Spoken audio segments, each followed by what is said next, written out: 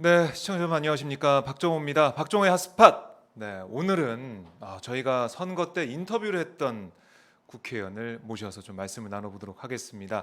선거 때 전화로만 저희가 인터뷰했었는데요. 오늘은 직접 이곳에 모셨습니다. 안녕하십니까, 의원님? 안녕하세요. 네, 경기도 김포을 박상혁 의원입니다. 네, 예. 반갑습니다. 본인이 직접 소개를 해주시고 네. 어떻게 보면 좀 활기가 넘친다고 해야 되나요? 항상 준비된 자세로 언제나 불러주시면 임하고 있습니다. 알겠습니다. 저희가 지난 선거 때 이번 선거 때 전화로 인터뷰를 했었잖아요. 예, 전화로. 그때 시청자들 반응이 정말 뭔가 힘이 넘치고 젊다 이런 예. 느낌이 들었는데 오늘 직접 뵈니까 더 젊다는 느낌이 확확 들고 있습니다. 사실은 젊지는 않아요. 젊지 않으세요? 저보다 나이가 많으시니까 예. 젊지 않은 걸로 생각하고요. 아니 저희 박상혁 의원은 그동안은 국회에서도 계시고 예. 청와대에도 계시고 여러 이 자리마다 활동을 많이 하셨어요. 예. 국회는 얼마 만에 돌아오신 거예요? 이렇게 되면? 제가 2004년도에 처음 김근태 의원님 비서로 입문해서 그리고 임채정 국회의장님 비서관 활동을 하고 네. 2008년도에 떠났습니다. 그래서 정확하게 12년 국회에 다시 돌아온 것은 네. 12년 만입니다. 야, 이 보좌진으로 있다가 12년 만에 국회의원 배지를 달고 돌아왔는데 감개가 무량하시겠어요? 제가 그 김근태 의원실이 328호실이었습니다. 네. 예전에 김대중 대통령님이 쓰셨던 방이에요. 그걸 김근태 의원님한테 물려주셨던 방인데요. 네. 제가 그 방 막내로 있었는데 이제 거기에서 그 당시에 같이 있었던 있었던 사람이 누구냐면 이번에 또 화제가 되었던 춘천의 네. 허영 의원님. 이 제 바로 위에 이제 비서관 선배로 있었죠. 그래요? 예, 이렇게 328호의 막내로만 있었는데 네. 그리고 또 같이 328호의 연을 갖고 있는 선배님들이 당선된 분이 이제 또 박지원 국정원장님을 꺾은 목포의 김원희 의원, 그다음에 서울의 이번에 서울시당 위원장이 되실 네. 예정인데요. 올해 기동민 의원님, 이런 분들이 동시에 이제 같이 한꺼번에 국회의원으로 당선돼서 네. 언론 보도도 있었고 좀 화제가 되기도 했습니다. 저도 한편으로는 약간 신기해요. 제가 이제 선배로만 모셨던 분들하고 동료 의원이라고 또 동료 선배 의원님이라고 같이 자주 뵙고 하는 것이 네. 사실은 저도 신기하기도 합니다. 이 방송 보시는 분들은 328호에 있던 그 비서진들, 보좌진들이 이렇게 국회의원이 돼서 다시 이제 국정을 어떻게 보면 이끌어가는 책임지고 법안을 만드는 국회의원이 됐다는 게 신기하다 정말 생각하실 것 같은데 앞으로 제가 의정 활동을 기대해 보고요. 이제 국회를 또 잘 아시니까 의정 활동에 더 신경 쓸 거라 생각을 합니다. 이번에 김포을에 출마하셔가지고 예. 당선되신 거잖아요. 예, 김포에서 자칭 네. 김포 이서진이라고 하고 동네를 돌아다녔습니다. 예. 분위기가 어떻던가요? 김포 이서진이라고 하니까. 이거 물론 제가 자칭한 꼭 자칭한 건 아닙니다. 어떤 사진을 보고 제 명함 사진을 보고 어떤 우리 유권자 네. 분께서 네. 농담 삼아서 해주셨던 말인데 근데 딱 그걸 맞는 제가 것 그냥 같아요. 받아가지고 네. 이렇게 하면서 너스레를 떨면서 돌아다녔습니다. 이게 사실은 여기 이 자리에도 많은 국회의원님들이 나와 계셨겠지만 네. 이게 정치 신인이 지역구를 돌아다닐 때 이렇게 좀 쑥스럽기도 하고 네. 얼굴이 많이 알려진 사람이 아니기 때문에 다가가기가 그렇게 쉬운 것만은 아닙니다. 그런데 맞아요. 예, 말도 안 되는 김포 이서진이라고 하고 다니면 사람들이 조금이라도 좀 다정하게 봐주실까 하고 이렇게 돌아다녔습니다. 네. 좀 우기고 그러다 보면 또 믿고. 아예 그러죠. 또 그게 보다 기존 보면은 닮았다 이렇게 얘기도 해주시더라고요. 김포 이서진. 이거 좋은데요? 예. 딱 입에 딱 붙고 좀 닮은 것 같기도 해요. 제가 오늘 닮은 사진을 안 갖고 나왔는데 닮은 사진이 있나요? 닮은 사진이 있습니다. 제가 명함 사진이 네. 약간 조금 한 2% 부족하긴 한데 네. 닮은 사진이 있어서 그럼 다음에 나오실 때 다음에 나올 때는 그 보여주십시오. 사진을 꼭 네. 가지고 나오도록 하겠습니다. 확인해 보도록 하겠습니다. 제가 그래가지고 네. 다른 방송에 이낙연 TV를 한번 나갔던 적이 있었는데 선거 예, 때 그 얘기를 했더니 우리 또 이낙연 그 당시 선대위원장님께서 라면 먹고 퉁퉁 부은 이서진 같다고 얘기하시더라고요. 네, 시청자 여러분 다음에 우리 박상혁 의원 나오시면 확인을 직접 해주시면 고맙겠습니다. 자, 그러면은 김포 지역 선거 하셨는데 어떠셨어요? 뭐 지난번에 전화 통화에서는 말씀하셨지만 김포 지역 민심이 좀 어땠고 그리고 뭐 지역 현안이 어떤 게 좀 있었는지. 김포 제가 을 지역입니다. 네. 김포가 이제 46만의 도시인데요. 음. 많은 분들이 그냥 김포하면 예전 뭐 김포 평야만 생각하거나 이러신 쌀 뭐, 뭐 예, 이렇게 예, 예. 생각하시는 분이 많거든요. 네. 근데 김포는 이제 김포 한강 신도시라고 이제 음. 2기 신도시가 들어선 곳이기도 하고 네. 거기가 제 지역구의 인구로 치면 3분의 2를 구성하고 있습니다. 또 오. 근데 면적으로만 보자면 예전에 농촌 지역이 많이 광활하게 구성이 되어 있습니다. 근데 지금 네. 거기에는 8천 개의 제조 뿌리 산업을 이루고 있는 그런 공장들이 그래요. 있습니다. 예. 경기도에서만 해서도 세 번째로 제조업체가 많은 곳이 우리 경기도 김포입니다. 네. 그래서 지역의 민심은 신도시가 들어섰기 때문에 뭐 젊고 음. 민감하고 현안에 대해서도 굉장히 반응이 빠른 곳이기도 하고요. 또 네. 한편으로는 전통적인 그 제조업이라든지 이런 농촌의 좀 정서가 살아 있는 곳 지역도 있는 좀 이렇게 도농복합 지역이라고 할 수 음. 있습니다. 저는 이제 이런 이렇게 신도시의 특징 같은 경우가 보면 제일 어려운 게 교통 문제입니다. 그렇죠. 예. 이제 신도시가 완성되었다고 공식적으로 완성되었다고 하는 것은 3년 전에 완성은 되었는데 아. 실제로 그것이 어떤 형식적인 의미에서의 완성이지 삶의 모습이 완성된 것은 인프라. 아니거든요. 네. 그 중에 가장 어려운 것이 이제 교통 문제인데 네. 뭐 거기에 경전철이 들어오긴 했습니다만 46만의 인구가 그 중에 많은 수가 이제 서울이라든지 주변 대도시로 출퇴근을 하고 있거든요. 근데 네. 이런 분들의 삶까지 완성되어지는 그런 도시의 완성이 되어 있는 상황은 아닙니다. 그래서 저는 음. 선거 때도 그런 부분들을 제일 강조했고 지금도 도시라는 것이 아파트가 쑥쑥 커가지고 도시가 되는 것만은 아니잖아요. 그 그럼요. 안에는 교통, 교육, 문화의 맞습니다. 모든 것이 네. 갖춰지는 것이고 되고 거기서 아이들이 성장하면서 그 음. 도시가 완성된다고 저는 생각을 합니다. 그래서 그런 부분들을 가장 강조드렸고 앞으로도 제가 해나갈 의정 활동에 우리 지역구 관련된 가장 중요한 사안이기도 합니다. 네. 원래 그 지역이 다른 당 국회의원이 예, 있었죠. 이번에 제가 속한 민주당 입장에서는 처음으로 당선된 어. 곳입니다. 그만큼 예. 또 접경 지역에 연해 있기 때문에 굉장히 음. 그런 정치적 성향상 굉장히 좀 민주당 입장에서는 어려웠던 곳이기도 하고요. 야. 그래서 이번에도 저 현역 의원과 이제 경쟁을 펼쳤습니다. 음. 김포 이서진 이거 아니었으면 안 됐을 것 같아요. 아, 뭐또 큰 몫을 했다고 저는 개인적으로 생각을 하고 있습니다. 전력에 주요했다라는 생각이 네. 드는데 지금 의정 활동하고 계신데 상임위가 예, 국토이시더라고요. 몇 지망이셨어요? 국토교통이 네. 일지망으로? 일지망으로 당첨됐습니다. 아, 역시 초선들을 많이 배려했군요. 이번에 보니까. 제 네, 네. 생각에는 이제 김포 지역에서 어렵게 당선된 아. 상황들과 현재 김포가 처해 있는 문제들을 잘 해결하는 당 지도부의 좀 배려라고 그렇게 이해하고 있습니다. 네, 알겠습니다. 뭐 국토위가 정말 많이 관심을 가지는 그런 지역이 돼가지고 그런 상임위가 돼가지고 예, 이번에 뭐 제일 많은 의원님들이 지망하셨다라는 얘기를 네, 지켜보고 드리고 있습니다. 있고요. 특히 오늘 이제 부동산 대책이 발표가 됩니다. 잠시 뒤 10시 30분에 홍남기 부총리가 발표할 것으로 보이는데 저희 그 현장도 생중계로 여러분께 보내드리도록 하겠습니다. 자, 국토위원이니까 많이 고민하실 것 같아요. 어떻게 하면은 이 부동산 문제 해결할까? 많이 힘들어하는 30대 가장, 40대 가장이 있습니다. 뭐 집을 살려고 했는데도 아니 대출이 돼야 집을 사야지 이런 얘기도 하시고요. 조바심이 나는데도 어떻게 할 수가 없는 상황 때문에 전세도 없다 그러고 많이 좀 화가 나셨는데요. 이 문제 어떻게 좀 풀어야 될까요? 먼저 집권 여당의 국토교통위원으로서 이런 부동산 가격이 불안정한 문제에 대해서 정말 송구하고 국민 음, 여러분들의 어떻게 마음을 헤아려 나가야 될지 네, 그거부터 좀 다짐을 하고 있습니다. 저 또한 제가 32살에 결혼했습니다.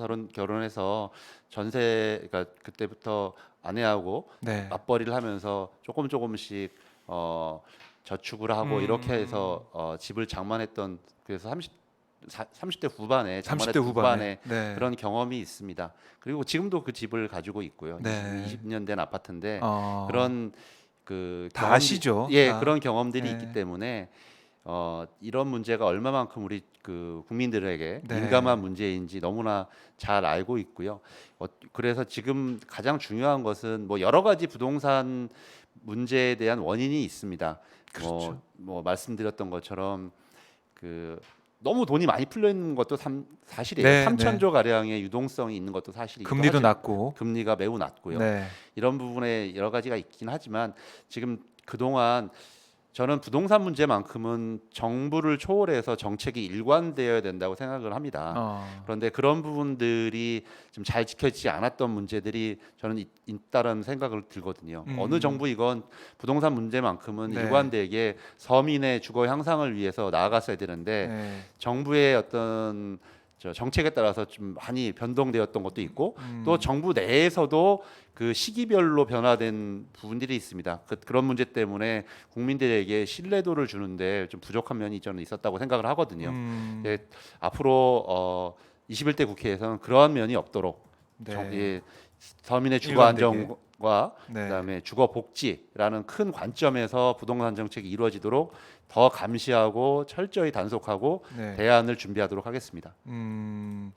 지금 오늘 같은 경우는 공급 대책이 발표가 돼요. 예, 오늘 네. 아마 여러 가지 관심 있는 부분이 공급 대책이 어떻게 나올 건가 이게 아마 지금 제일 관심 있는 사안 같아요. 네, 그러니까 수요적인 면에서는 뭐 세제 올리고 다주택자 뭐 규제하는 이런 것들이 다 돼 있고 오늘 본회의 통과가 되겠죠. 예, 이미 6.17 대책, 7.10 대책들에 대해서 발표가 되었고 지난 본회의와 오늘 본회의 통해서 그런 부분들은 그렇습니다. 빠르게 네. 가끔 이 부동산 정책에서 완결성보다 또 중요한 거는 좀 가끔은 시장의 그 기대를 넘어서는 빠른 속도감이라고 저는 생각이 들거든요. 그런 네. 면에 있어서 지금 본회의 통과가 굉장히 좀 중요하다 생각이 되어지고요. 네. 오늘은 아마 대책 발표는 공급 대책을 어떻게 그러게요. 펼칠 것인가 이게 좀 관심사로 보여집니다. 뭐 오늘 보도를 보면 또 홍남기 부총리의 모두 발언도 있었고 얘기를 하면 뭐 그린벨트 해제는 태릉 골프장만 검토하고 있다 이런 얘기하고 있고 뭐 주택 공급 일반 분양 공공 분양 장단기 임대 균형을 고려하겠다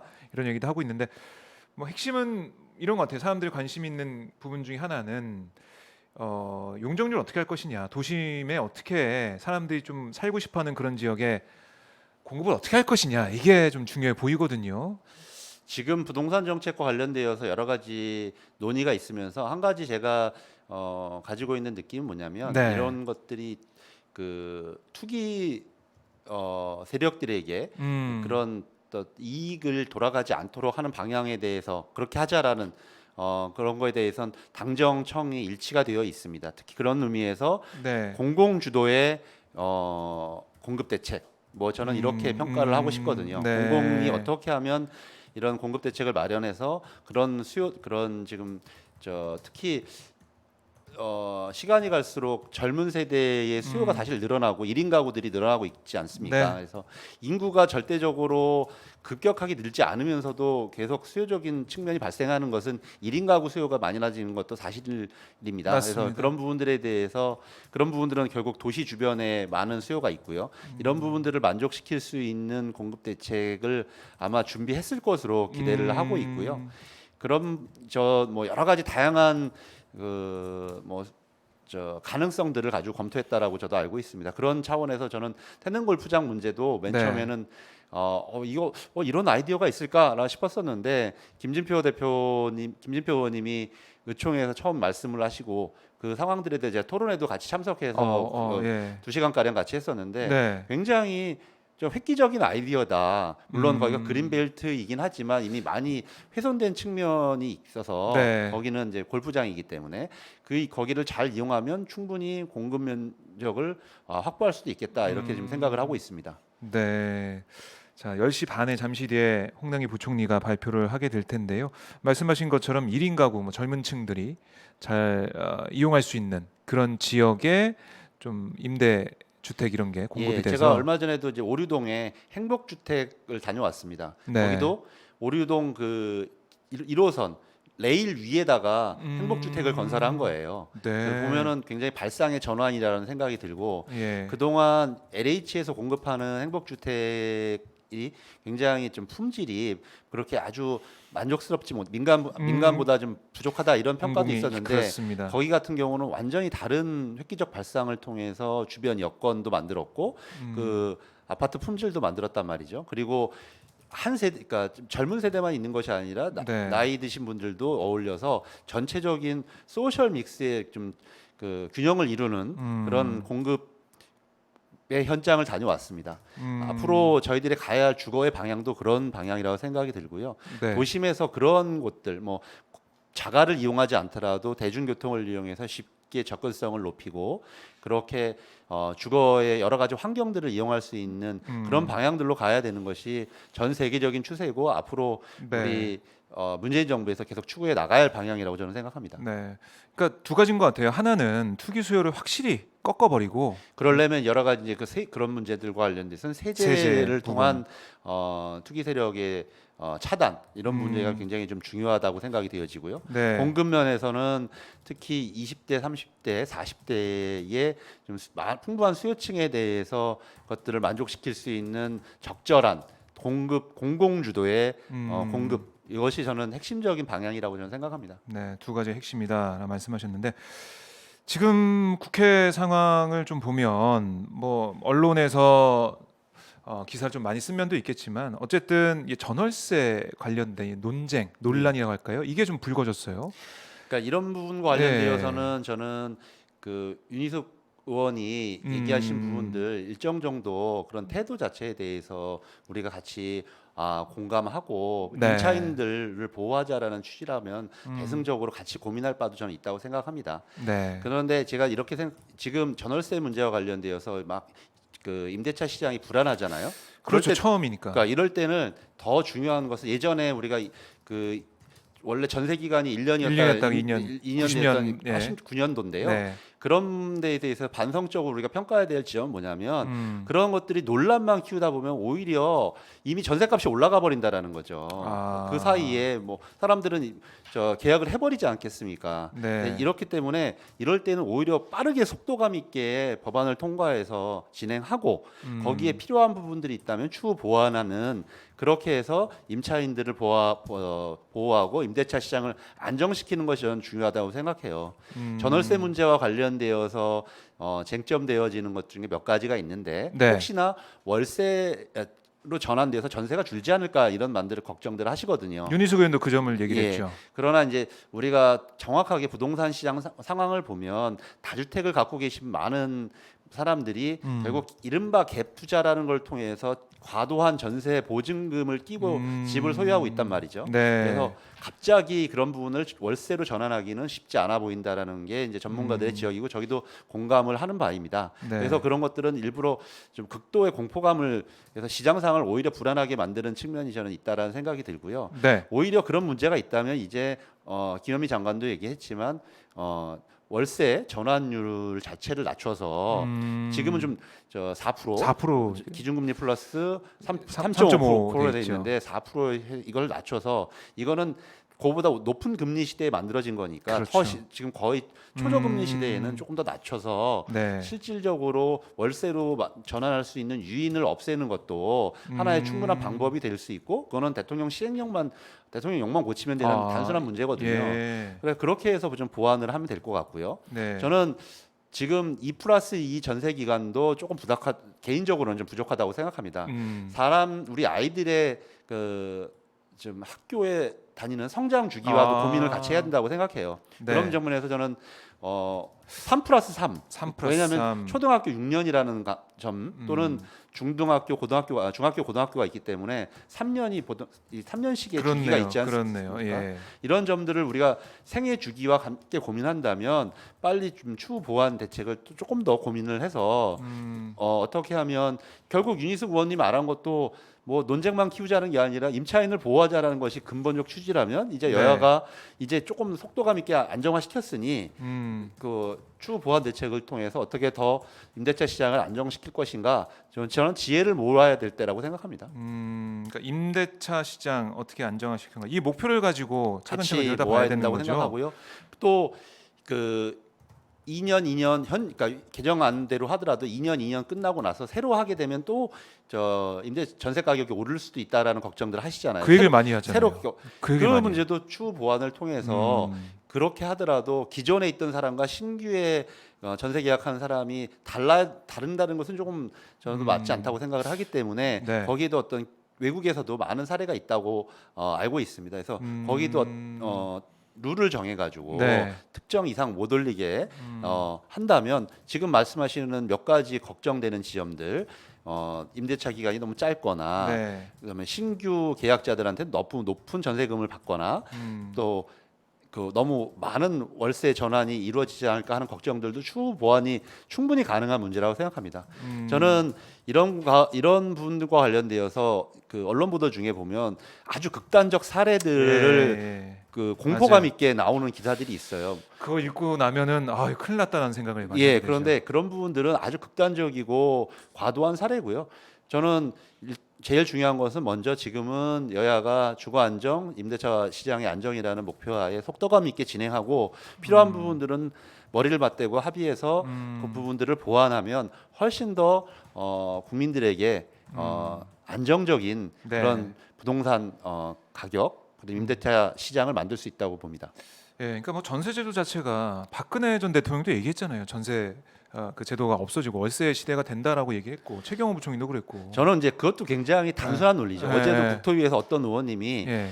그럼 뭐 월세가 맞는 거예요? 뭐 이렇게 물어보시는 거예요. 이게 맞고 그르고의 문제가 아니지 않습니까? 결국은 전 세계적인 초저금리 그러니까요. 시대에 네. 나타나는 현상적인 측면이고, 그러면 이 현상이라고 하는 것을 어떻게 우리가 잘 슬기롭게 우리 사회에 조응할 거냐, 이런 문제라는 거죠.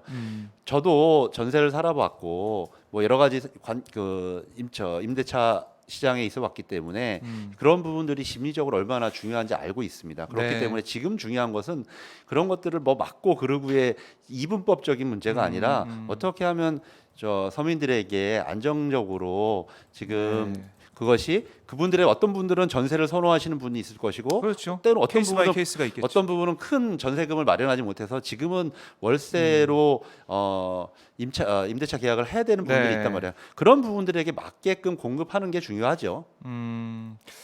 그 전세 제도는 뭐 사라지고 월세만 뭐 답이다 이렇게 볼 수도 없는 거고 그렇죠. 케이스 바이 케이스로 보는 거고 거기에 맞는 음. 이제 우리 시장 환경을 만들어가고 네. 그 서민들이 활동할 수 있도록 그런 법률과 제도들을 만들어가는 게 저는 중요하다고 생각합니다. 예, 그러니까 뭐 4년 뒤에 어떻게 될까? 4년 뒤에는 정말 큰일 난다. 뭐 이 못 올렸던 거 다 올린다. 이렇게 얘기할 필요가 없는 거예요 지금, 그렇죠? 그러니까 우리가 지금 4년 네. 동안 빨리 또 추후 보완 입법을 만들어서 네. 어떻게 하면 더 부족한 점이 없는지도 머리를 좀 맞대야 된다고 저는 생각이 드는 거죠. 그걸 네. 4년 뒤를 막 공포감 있게 얘기를 한다.